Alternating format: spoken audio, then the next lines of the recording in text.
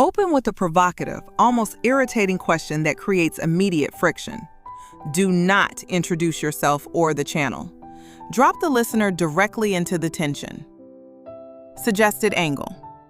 Ask why, if Jesus was the greatest moral teacher who ever lived, his most famous sentence, John 3:16, contains 0 moral instructions. Not be kind, not do good, just believe. End the hook with a question that makes the listener genuinely curious to stay. Build the world that expected a moral teacher. In first-century Judaism, the religious framework was entirely built on law and obedience, 613 commandments. The Pharisees were the moral champions of their day. Everyone expected the Messiah to come and fix human behavior with better, clearer rules.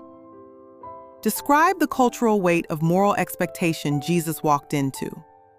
Make the audience feel how logical it would have been for him to just say, "Here is how to be good. Now go do it." This is the core section.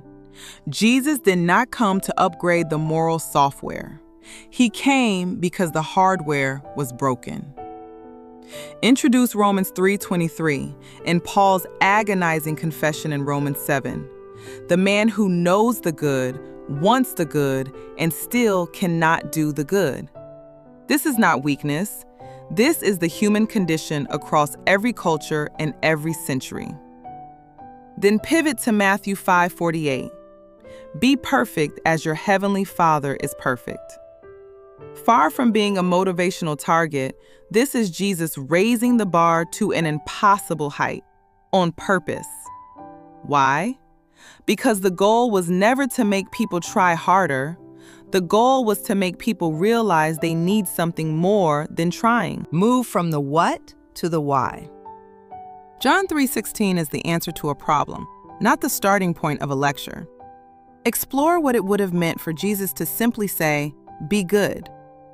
Historically, every moral system, Confucianism, Stoicism, the Mosaic Law itself, had already told people to be good. And the result was war, injustice, cruelty, betrayal, at every level of every civilization. Not because the instruction was wrong, because the instruction was not enough. Jesus diagnosed the root problem differently.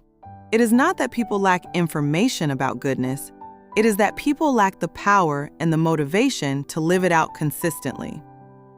John 3:16 is not a suggestion to believe harder. It is a declaration that God stepped in because people could not step up. Connect this to Isaiah 64:6. Even our best efforts, seen against the standard of holiness, are inadequate. This is not a message of shame. It is a message of realism and of extraordinary grace. Bring the teaching into 2025. Most people still operate on a be good theology, even inside churches. The idea that if I try hard enough, pray enough, serve enough, I will earn my place. Jesus did not come to validate that instinct. He came to replace it. What does it mean practically to receive a rescue rather than earn a reward? Give 1 or 2 grounded, human-level examples. The person who has failed so many times they've stopped trying. The person who looks good on the outside but knows their own heart. Speak directly and gently to them. This teaching is not an excuse to stop trying. It is the reason to stop carrying a weight that was never yours to carry alone. Return to the opening tension and resolve it.